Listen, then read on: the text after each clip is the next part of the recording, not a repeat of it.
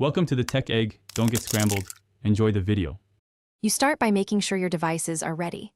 Update both the iPhone and watch, enable Bluetooth and Wi-Fi, and sign into iCloud.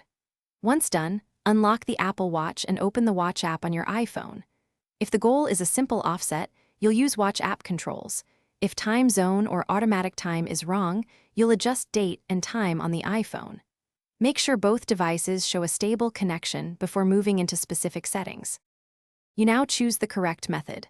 For full sync, go to iPhone settings, right arrow general, right arrow date and time, and toggle set automatically on or off to pick a manual time zone. Alternatively, in the Watch app, tap My Watch, right arrow clock, and use +minutes to set the watch ahead.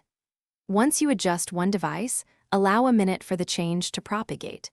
If you changed time zone manually, make sure location services are allowed so both devices keep the same zone consistently.